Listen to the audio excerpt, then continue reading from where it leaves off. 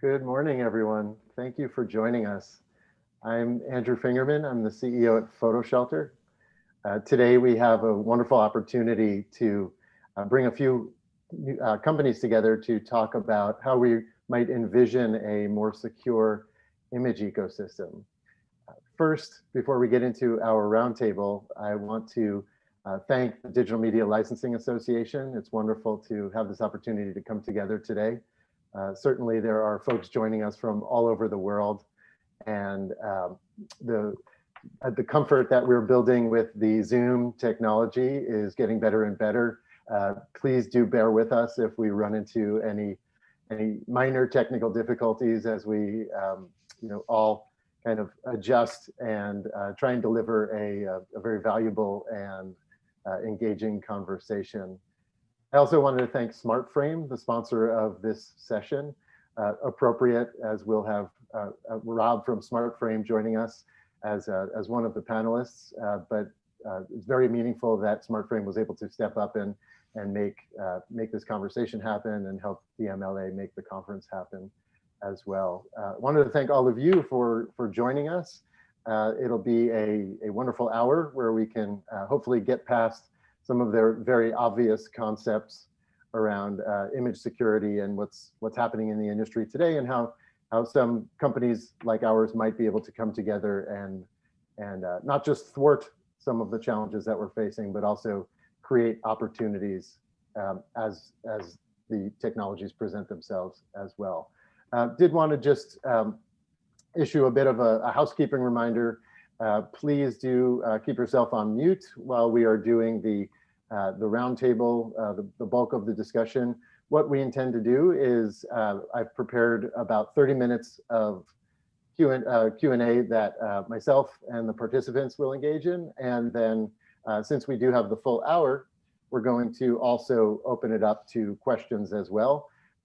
You can use the Zoom chat module, which is at the very bottom of your screen. You can click the chat button and ask your questions either directly to me, the moderator, or you could post those questions to everyone. I'll be keeping a second eye on the chat module and hopefully capture any of the relevant questions, and we'll surface them up to our participants as through the second half of the dialogue. So, but don't hesitate as we're talking to put your questions in as they come to mind.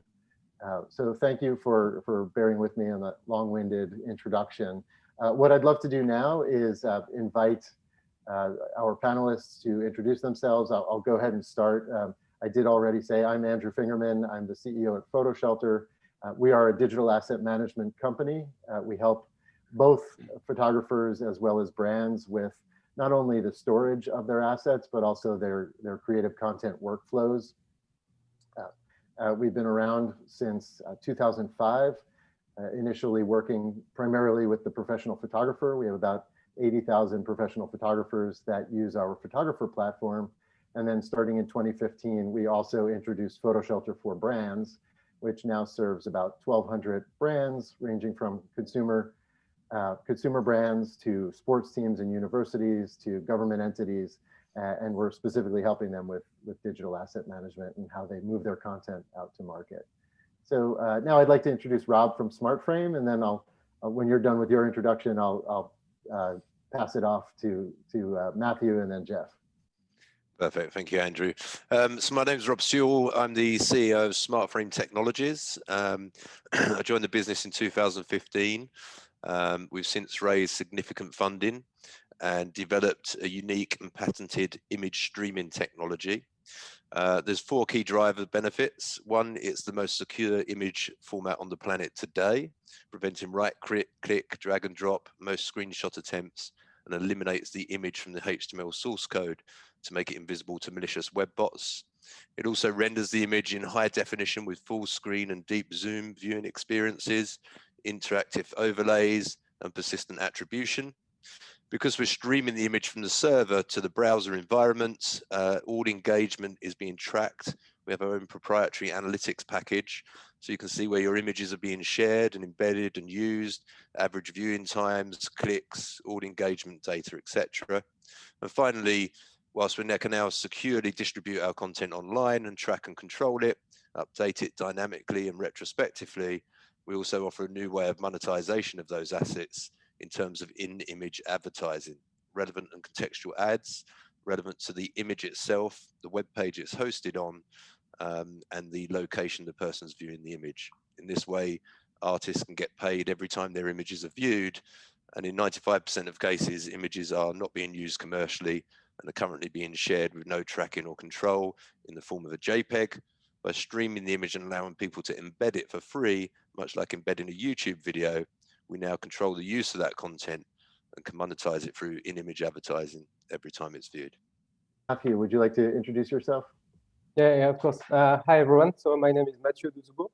I'm the CEO and co-founder of a French startup called Imatag, doing invisible watermarking for images and video. So it enables companies to protect their files and to automate the tracking online. So we provide that to newswires, to businesses that want their files before the distribution. And it's very important as it's highly complicated to prevent sharing online. Excellent. And now Jeff, welcome, Jeff. Hi, I'm Jeff Cannon. I'm the VP of Sales for PickRates, and we work with press agencies, photographers, and image collections to track, enforce, and monetize unlicensed commercial image uses of their images. We're presently working with about 40 million images and scan millions of the websites every day. I'm happy to connect with any of you by email or through LinkedIn is my preferred way to do it. So I'm looking forward to this discussion and talking more about, how we can all work together on this. Excellent. And I too am available on LinkedIn at Andrew Fingerman, Twitter as well, and PhotoShelter's Twitter is easy to figure out. It's PhotoShelter. So what I'd like to do now is I'd like to share my screen. I have a screen. What we're going to do is kind of like frame the problem to start out the conversation. And I'm going to go ahead and share my screen. What that may do is you may lose our talking heads. So individually, if you'd like to see us doing the talking, you have to use the Zoom controls to switch to either the gallery view or the thumbnail view. But that's not something we can control centrally. Just wanted to let everybody know in case you lose the conversation happening here. So I'm going to go ahead and share my screen. Hopefully you can all see that. And Rob, I'd love to ask you to help kick us off with just really framing the problem and understanding the entirety of what we're dealing with here. Yeah, certainly. I think probably Jeff can also come in on some of the stats around the infringement side of things, but the proliferation of photography, as we all know, is more than ever before. Everyone now has a camera in their pocket inside their mobile phone, and it's got to the point now over 1 trillion images are taken every year. There's around about 3 billion images shared online every day. The trouble is about 85% of those, about 2.5 billion images every day, are stolen or copyright infringing. And that's really down to a complete lack of awareness to copyright, no meaningful protection. And of course, once those images are in the wind and they get shared everywhere, there's a complete loss of attribution and path back to the content creator. At the heart of this problem is the file format that we still use. The first ever JPEG was published online in 1992, picture of Les Sonnets, parody pop group. And whilst the internet has evolved significantly in that time, technology and the devices we take our pictures on have obviously all evolved rapidly. We are still using this prehistoric digital image format, a GIF, PNG, or JPEG. And the trouble with that is there's no protection. Once you publish that image online, there's obviously right click, there's drag and drop, there's screenshot. People go to Google and web bots scrape the images and surface them to the forefront. And as I say, the internet, the recent generations have grown up expecting free from the internet. There's a complete lack of awareness to copyright, and images so easily stolen that they're in the wind. It's incredibly difficult to then track those down and police them and enforce them, as Jeff will touch on. And in a large 85% of those cases are actually non-commercial anyway. So even of those found, they're not commercially used, and it's very difficult to pursue and get any compensation from. So I think what we need to realize as an industry, there's a mass market here of image consumption that aren't commercial, aren't looking to license, have no intention to license, but yet are using our assets in an uncontrollable way. And I think today the conversation is about how can we regain control over those. It's obviously had a huge negative impact on our industry, 2 billion stock photography industry, which everyone should be acutely aware has been in decline year on year for some time now. And there's an old saying, if you do what you always done, you'll get what you always got. Definition of madness is doing the same thing over and over again and expecting a different result. Well, these problems aren't going to go away, and our industry is going to continue to be negatively impacted unless we do something different and we evoke a change. Personally, from our own perspective here at SmartFrame, we feel at the heart of that problem is that image format. All the time we have a downloadable file format, is going to be impossible to truly police or control and regain rights and derive value from. Hence, we've spent the last 5 years and significant funding developing a new image streaming technology. And I think we can take a lot, if we look back in the early days of the internet, from the music and the film industries that had very similar problems, from piracy and huge value leakage due to downloadable formats. And they both adopted streaming technology. And if we look at the internet now, all audio and film files are streamed to the browser or the device. It gives a better end user experience. It gives rights control back to the content owner, and they derive value from either a subscription service to access the content, or they allow access to the content, but it has pre-roll ads. And so they have to pay for an ad-free experience. If you think Spotify, YouTube, etc. And that's, guess what we're here trying to hit at SmartFrame to achieve, to have an industry shift and redefine the digital image standard to enable true rights control of content. Jeff, I don't know whether you want to touch up on the infringement side of it and the stats behind that. Yes, well, as Rob said, basically 85% of the images that we find online for our clients are used in non-commercial ways. So that leaves 15%. But of those 15%, a staggering 75% turn out to be unlicensed. So just to put that in perspective for some of the audience, imagine if you could triple the revenue you're getting from those images today. That's really the magnitude of the problem. We obviously focus on those unlicensed uses, and we have a full system developed over many years to track and monitor, produce the claim results, check the license history with our clients, and then pursue those things to work on settlements. And we get into more details later. But that is really one part of the puzzle that we do have a solution for today. And I mean, one of the things that's of great interest to us at PickRates is looking how we can work with some of the complementary technologies out there like SmartFrame and Imatag to create a better, well-rounded result for our clients. Because when you think about it one way or another, what we're talking about is preventing revenue leakage, whether it's from non-commercial use or commercial use. And I think everyone here has a piece to play in working towards that. And that will probably come out as we talk more about the secure ecosystem. There's an interesting component to this conversation where it gets a little bit deeper around commercial use versus non-commercial use that Matthew had brought up as we were discussing kind of the scope of the problem. And Matthew, I'd love to kind of add your perspective here around the kind of layers of commercial and non-commercial, because there's standard commercial that we're obviously totally aware of, which is a business entity that's, or a media entity that's unlicensed photo infringement. But then you had brought up another category where they're still making money off of the images nonetheless. Yeah.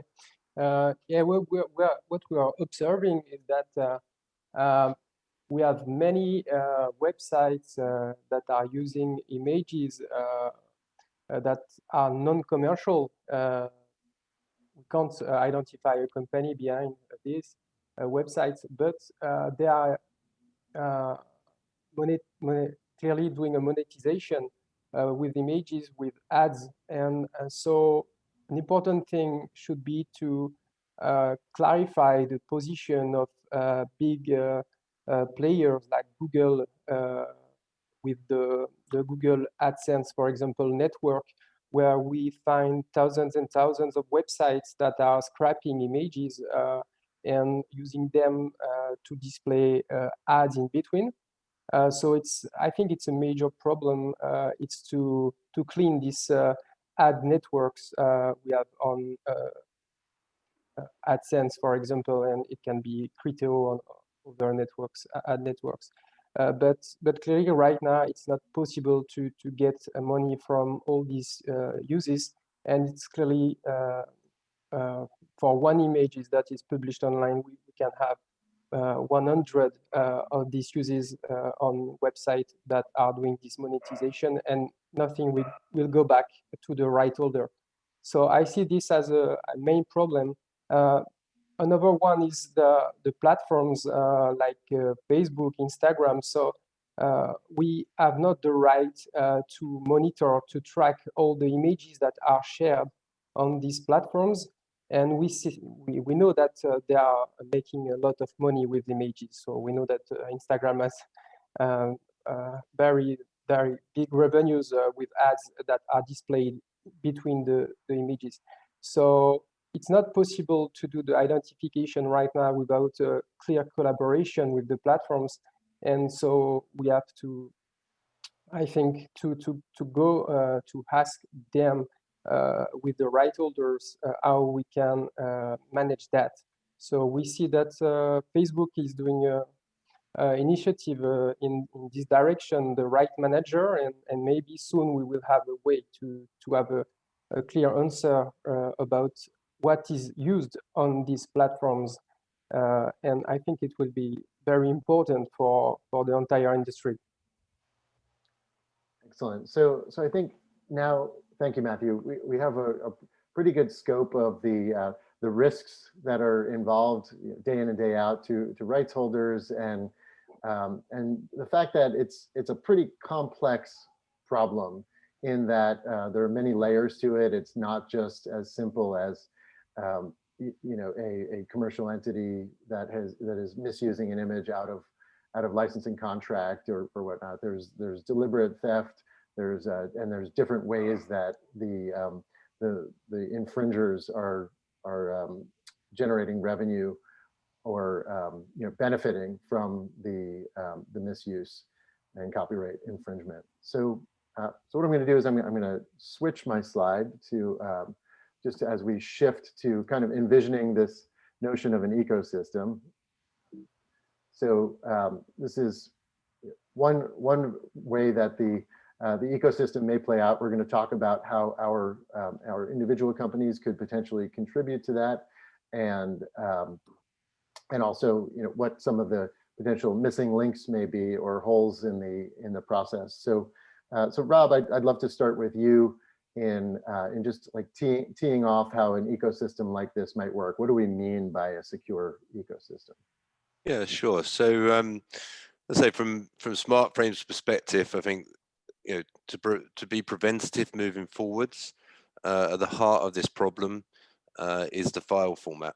All the time we release a JPEG, it's in the wind and it's very difficult to retain control. Obviously, if we license a JPEG, it can be stolen from the website it's being used appropriately on, and that's due to the lack of protection, the right click, the drag and drop, the screenshot, and it's almost like having holes in the bottom of your bucket and trying to fill the bucket up. The value leakage is always going to occur unless we plug those holes. And we spent years of developing this technology, and the only real way to plug that from the source moving forwards is to change that format. And so there's a lot of lessons to be learned from both the audio and film industries that adopted streaming technology due to the same value leakage they were experiencing, and those industries are both now prospering. In fact, all content in those industries are streamed to the device or the browser. So I think the first shift, biasly on our point, is to change the format so we can start preventing that value leakage at source. And we're looking at not just the content industry, but there's a lot of other industries affected by this, such as brands. There's about $1 trillion a year spent online on counterfeit products. And most of those counterfeit suppliers are using genuine brand imagery to sell the counterfeit goods. That's a loss of $1 trillion a year into those brands' pockets. So we're also starting to bring a lot of brands on board, as well as image libraries, etc. But also we are talking to the likes of Facebook and Twitter to help protect the rights managers, because personal identity theft is also an issue. So we really are envisaging in 5-10 years time a new internet, a new way of images being consumed online, and that will be through a streamed image format. However, there's a huge amount of images already online, and sometimes in some workflows, of course, people do need to release a JPEG. So I guess one of our challenges moving forward has been, we've had a lot of new agencies joining us, and many of those agencies or brands have sat inside a DAM platform. So we've had to do a lot of work to work in conjunction with DAMs in order to enable our technology for those image libraries. So we're working with Capture, PictureMax, Sodatech, 2020 Software. We're in discussions now with PhotoShelter, Image Vault, and a number of other growing DAMs across the world, enable this technology on their platforms. So working in conjunction with the DAMs to make this technology available is key. However, in the workflow process, we have got a good implementation on panoramic images. When we provoke all our security deterrents, they still need to allow people to have images to test on. So we allow them to download a file for mock-ups. And when that download happens, we use invisible digital watermark technology. In this case, it was Digimark, but again, working closely with someone like Imatag, where we can actually record when the JPEG is released from the smart frame, the time, the date, the IP address, and the person who downloaded it. If that then appears on the internet, obviously companies like PicRights, when they're searching the internet, can pick up on infringements. And obviously there's a lot of historical infringements that need cleaning up. But also if any of them are released in the future from the smart frame in that way, they can be found by PicRights. We can match the data from the download using the Imatag invisible digital watermark technology. As we now actually know that I deliberately downloaded a comp from that smart frame on that website at this time and date. I knew full well it was copyrighted material. If I then go on to use it without a commercial license, it's a very easy case for the likes of PicRights to then settle. And that's really how we see it. So you have obviously the DAM facilitating, smart frame protecting, Imatag making sure that if there is any leakage, it's recorded and tracked inside the watermark, and then PicRights enforcing that. Yeah, I would add to that. Just it was awfully nice to get invited to this conversation. As you know, we are seeing the DAM as kind of the foundation. So we're currently across both of our products, PhotoShelter is hosting 2 billion images for our images and files generally. So now that we're doing video and audio and whatnot, so the breadth of security that's required to maintain for our customers is that's where it all kind of begins, right? You need a secure environment where it can all sit to begin with, and then you can envision your security stack, as I like to call it, from there, for how you, as an agency or a brand or a media entity, intend to then protect your images once they leave the kind of safe confines of your DAM and move out into the wild. So I wanted to give Matthew a opportunity to talk about where Imatag might sit in a stack like this. Exactly. When the content leave the DAM, it's important to protect when it is used. And in fact, what the first technology we can imagine could be fit with that is the metadata, so the rights metadata. But the main problem is that there are strict, in most cases, on websites, and so it's not possible to get this information to have a clear understanding of who is using your images. And so the only way to protect the file is to embed an identifier directly into the pixel, so to watermark the files. This is something that has been done also in the film industry, so complementary to digital rights management. So watermarking is a way to understand what is happening with your file when it leaves the system, and in this case, the digital asset management. And you can, with the watermark, identify the image that has been sold to a specific customer. So you can link directly the license to the pixel. And if someone is getting this image on the client's website and putting it on and monetizing it on its own website, it's possible to say, okay, it's the files coming from this client, so I'm totally sure about that.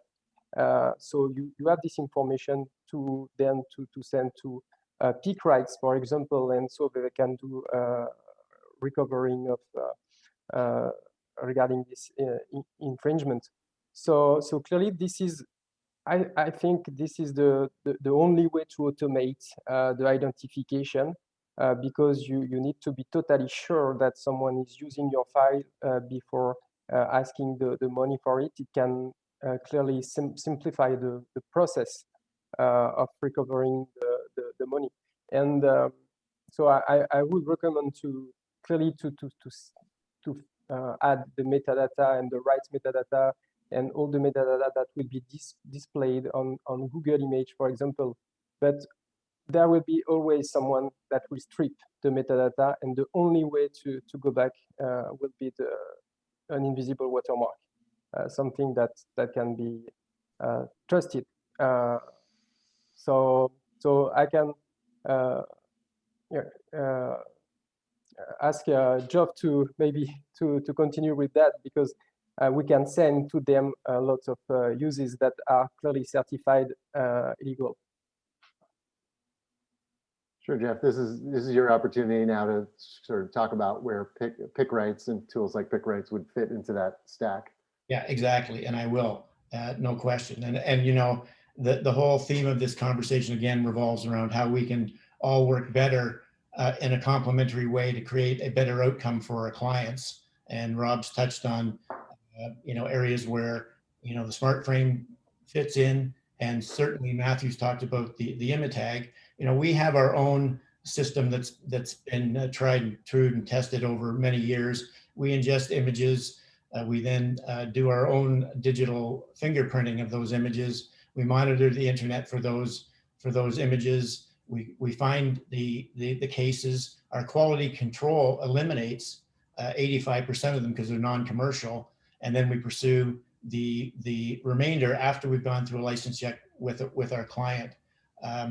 Basically, we have enforcement teams in major markets around the world. These are not lawyers. These are professionals who work to negotiate the fee for the past usage of the image on behalf of our client. If we have to, and we don't reach a resolution after a number of communications to those individuals, we do have external legal partners we work with, and as a last resort, there's litigation. But you know, we do have our own system, but really what intrigues us about, again, this conversation is working with these complementary technologies. We do have a trial going with Imatag, and we've had some very good results in terms of being able to, number one, improve license checking. When you think about it, Imatag has the ability, let's take one of our clients, AFP, for example. If they were using invisible watermarking, they would be able to supply one of their distribution partners with a different invisible watermark than the one they would use on their own website. So when a client gets an image from a distribution partner and uses it on their website, the invisible watermark is still detectable by Matthew and his team.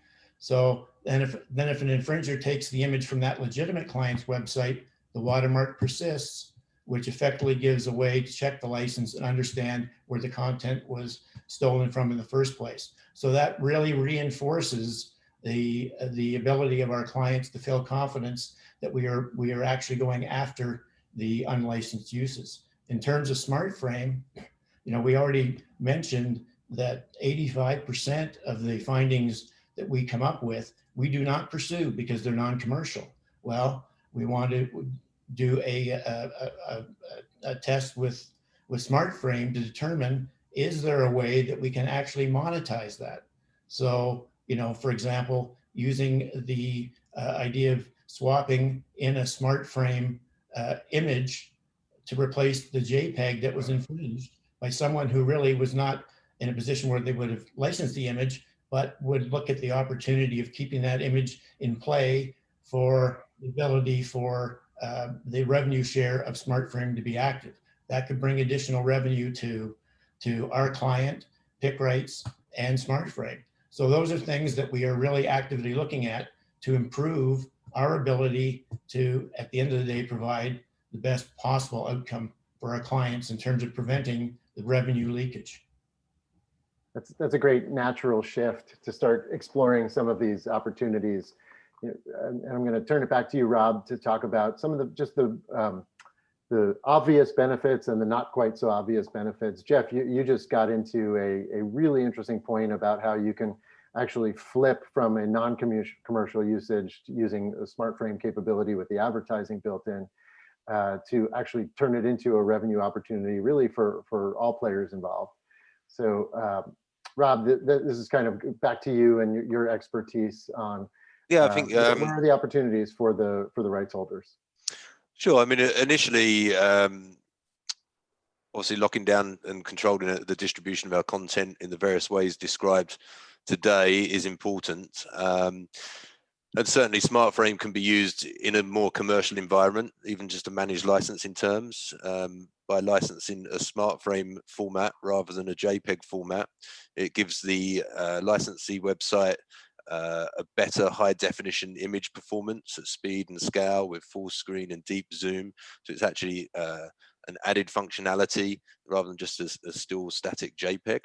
But that means the content owner is still in control in terms at 12 months. If the license expires, they can switch that image off unless the licensing is renewed. So therefore it helps with renewal licensing terms and control of the licensing terms. But I guess from a revenue point of view, and we sort of touched on a few times here, the lion's share of infringements, 85% of infringements found are non-commercial and non-pursuable. Also, having spent a lot of time working with a number of image libraries now, well over 95% of traffic going to the website does not result in a licensing sale. So what does that tell us? It tells about 90% of image use online, people looking at images have no intention to license, and 90% of infringements found are non-commercial. However, they are placing them, as Matthew discussed, on websites that are attracting traffic, and they are monetizing it in a way in terms of advertising around the side of the images. So I think there's a massive opportunity here for our industry, because we're desperately trying to survive off of the 5% of commercial licensing and infringements we're finding, but we're not looking up and addressing that mass 95% non-commercial marketplace that proliferation of photography is rife, and called up amongst that is a huge amount of infringement of our content.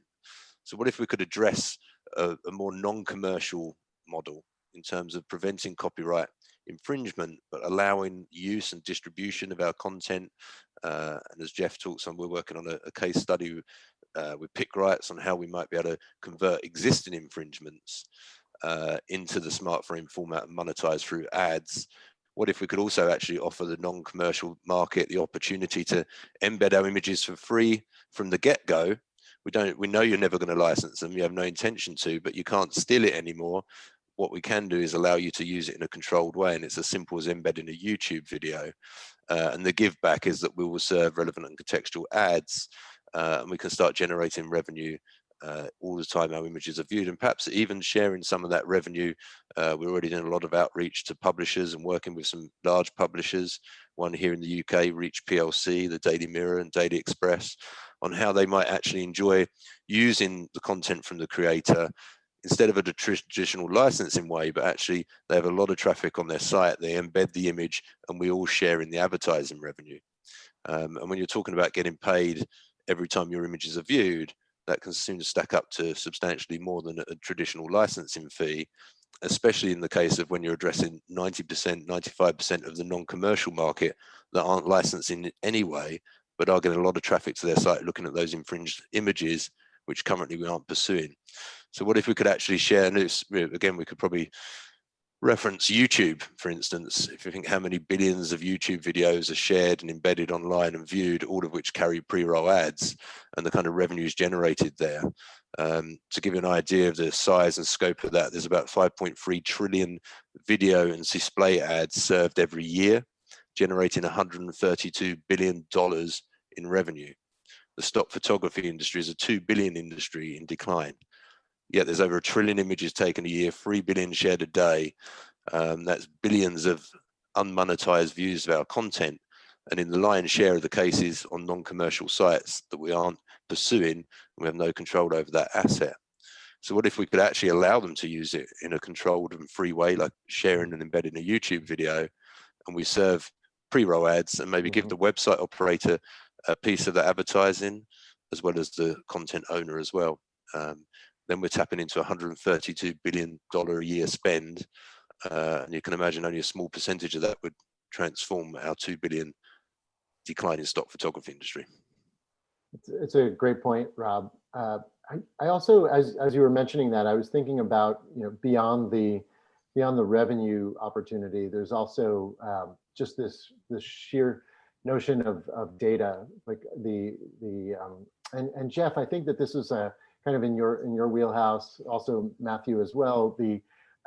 Is there, just like beyond the revenue component, is there do you have clients that are just interested in an aggregation of the data, so that they're, I'm thinking a lot about some of our clients that are on the brand side who are actually encouraging the proliferation of their images, and they'd like to see how far and wide some of their brand imagery is getting. I'm curious, is there a use case there, and even if possible, can you bring that to life for us? Sure. Actually, I think everyone at this on the panel has some way of providing details to the client in terms of where images are going and how they're being used. In our particular case, a number of clients look at this as a way to help them with client billing. For example, particularly in publishing, people can be notorious about taking time to report the uses to the image holders, and we can assist in that by seeing exactly what images were being used over what period of time, and help with the client billing. Other, as you mentioned there, Andrew, are interested in kind of looking at identifying usage trends of their images, either globally or regionally, and tracking brand mark usage. We do that for a number of clients where we're identifying where their brands are being used. Some of them use that to further their marketing. Some of them obviously use it to enforce their brand and deal with stopping someone from pirating the brand and using it to their advantage. So, all these things, the fact is this group of technologies is able to track effectively where the images are being used, and that can be very valuable outside of the enforcement side. I mean, enforcement obviously has a revenue component to it that is kind of tangible, but the ability to fit it into other parts of the client's workflow, I think, opens up all sorts of possibilities.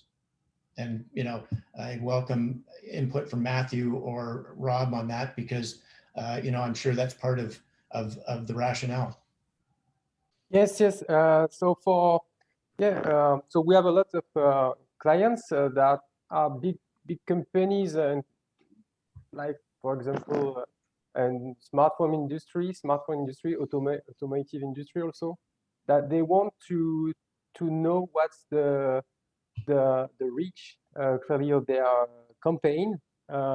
So they want to track their asset to understand how it is used when they share the assets to news partners, and so we give them this information. It's very important for them not to do copyright infringement, but to understand how the content is shared and used online, and they want to know all the websites that are using the content. So Actually, right now they are relying a lot on technologies like reverse search engines, image search engines like Google Image do or things like that.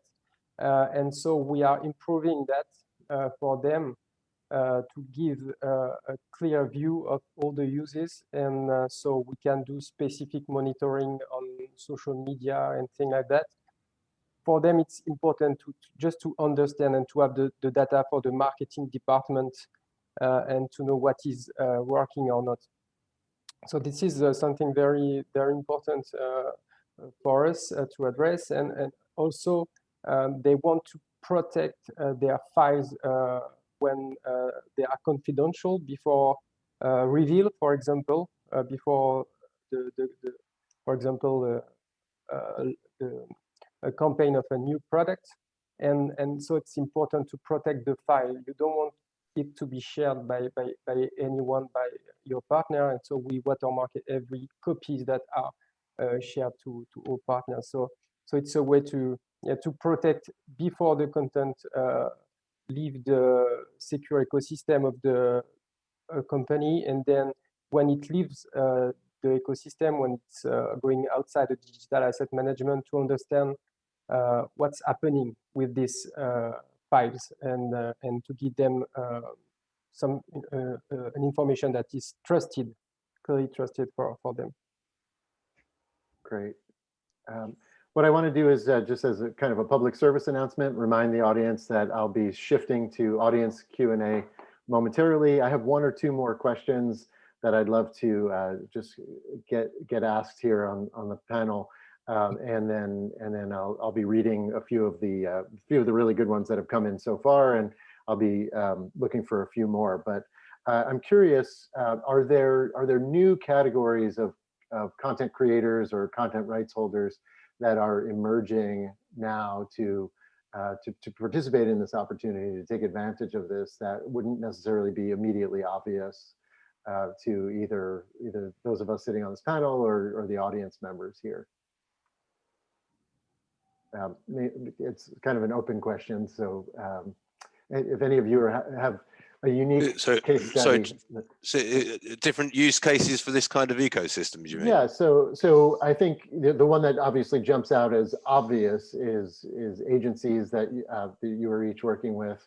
Rob, I know that you're working with a lot of individual independent creators as well, but you had mentioned brands in particular earlier. Yes, sure. So I mean, we're actually seeing heritage is in the content industry. Hopefully most people on this call may have come across us at the various DMLA conferences or BAPLAs and CPIC, and we're getting very well established in that space, from individual photographer through image libraries all the way to some of the larger libraries we're starting to work with now as well. That's spilled over really into the publishing sector. More and more. Recently we've started working with Reach PLC. We've got two big launches with them coming up very soon on their Mirapix licensing site, but they're also going to be launching a new archive site that's going to be publicly available. So the Mirapix licensing site is for commercial licensing, a traditional sort of image library licensing model. All of the images there will be protected and presented in SmartFrame, but they're actually building a separate site, which will be specific to allow non-commercial users to come and search their archives and embed those images for free on the provision that ads will be served. So it's quite interesting to see the publishers' sites starting to adopt this, and we're talking to a number of other larger publishers that are moving into testing with us currently. And that really kind of brings those two. Obviously, traditionally, the content industry provides a lot of the publishers. So if both sides of the fence begin using the technology, we can see a world where maybe there's a trade-off that the content industry supplies the publishers with a streamed embed format that carries ad from the get-go, and actually both parties sharing the advertising revenue, as opposed to the traditional licensing model, which can be significantly more valuable in the long run. Brands, certainly we've got a number of brands starting to use our technology, and we're starting to have more and more conversations in that space. For them, obviously they don't want third-party advertising, but they certainly, as Matthew touched, want to track and control where their images are being used. And SmartFrame has a full proprietary analytics package where images are embedded and being shared and viewed, average viewing times, all engagement data. They have the ability to serve their own promotional campaigns with inside our panel rather than third-party campaigns. But more importantly, and it's one that overlooked actually, we've seen lots of different use cases, there is over $1 trillion a year spent on counterfeit products, and mostly online and using genuine brand imagery. We recently met with Mulberry, the high-end handbag, and a Chinese website had gone in, used malicious web bots and scraped all their content at scale in a matter of seconds and minutes, and then cloned their website and called it Mulberry Marketplace, and were selling counterfeit handbags. And it was many months before they discovered that. Of course, a lot of damage had been done, a lot of revenues had already been lost. And this is also funding potentially criminal activity. We met with Mattel, the toy manufacturer, and they found just on Amazon Marketplace alone, well over 2,000 infringements of their content of just one product. And when they slowly, one by one, policed that and took those down, they saw a 130% increase in sales of that product. So it gives you an indication of how much revenue loss and how much counterfeit product was being supplied, which of course is funding criminal and illicit activities, but also potentially can be a health hazard and a danger to the consumer if it's electronic products or health products, and of course creates a lot of brand damage as well in the process. The worst end of the scale, we're talking to social sites. Fake news is a big thing at the moment. Obviously, there's the Adobe Content Authenticity Initiative that are trying to help prove the provenance and the authenticity of content, which is something that SmartFrame can certainly lend towards. But talking to the more, the Facebooks of this world and the social sites of this world, there is, personal images that can be stolen and then perhaps used on a dating site for catfishing. And maybe they meet up, they think they're meeting one person, they meet someone else for, maybe an unsavory reason, or, very worst end of the scale, pedophiles using pictures of children to groom children online. So, it's an internet-wide problem, and we really need to control our images and track them and use them, make sure they're used in the appropriate way.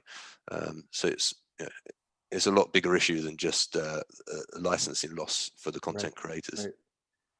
Right. And so to each of us here, I'm curious. So the four of us have come together, and it's it kind of jumps out at you thinking about a hub being the dam, the SmartFrame and Imatag being able to have the enabling technology that can both protect and track the image usage, pick rights being the ability to monitor and pursue.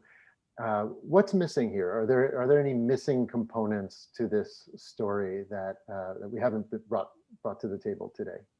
Well, so far we've talked about images primarily, and I think footage is one of the areas that we're definitely looking at working our way into. There's some challenges on the technology side and pulling together the case documentation you need to pursue them, but we are actively into some tests to try and bring that to fruition so that we'd be able to offer enforcement for footage on behalf of our clients, because more and more of them are turning to footage as a main means of putting out their message.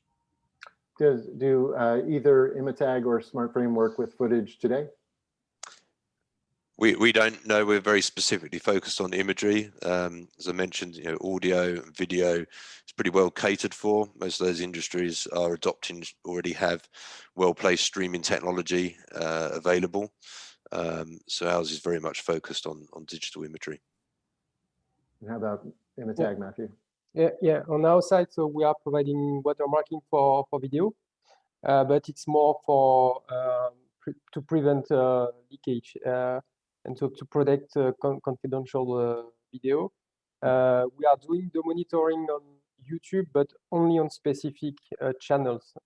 So it's dedicated monitoring for some of our clients on YouTube.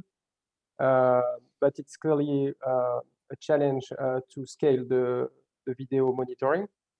And what I see as the main issue is to access the data on these platforms. So it's important for our clients to detect the uses, but it's quite hard to access all the data that are uploaded.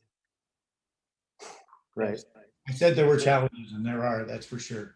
You know, that seems to be a recurring theme where the big distribution, you know, I guess social distribution or platforms, the cooperation of those kinds of platforms, the web hosting platforms themselves, in some places the visibility is so essential that their cooperation is going to be required for that certainty of coverage in a secure ecosystem.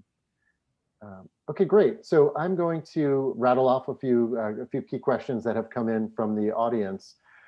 Rob, the first one is actually directed towards you. Is could you share an example live site that the audience could take a look at that is using SmartFrame technology?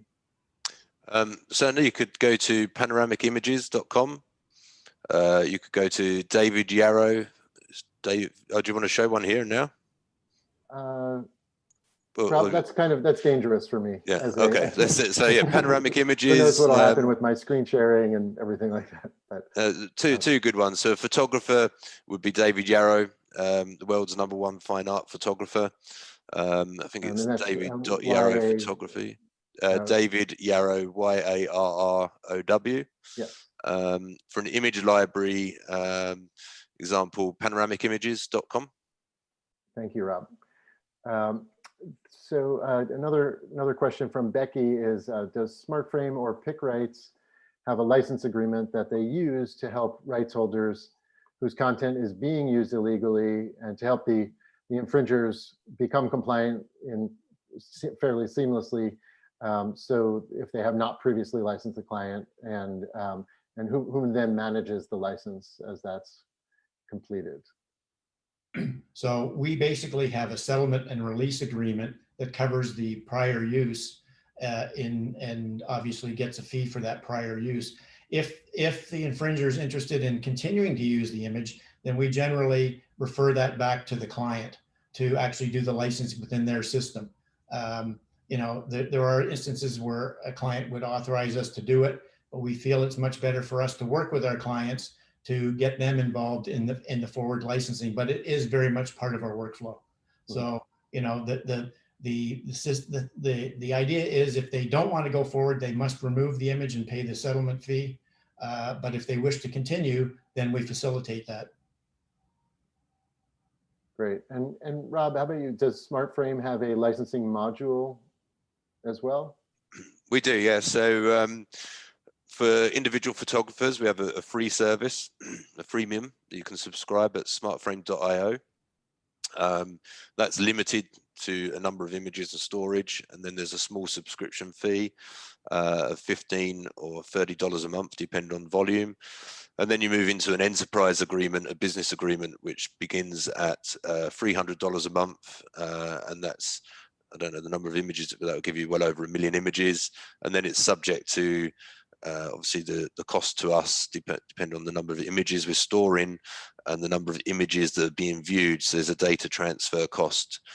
It's a fraction, 0.00 fractions of a cent, but obviously with millions of views it adds up. So obviously we need to cover our running costs as a business, and that's how the license fee is made up.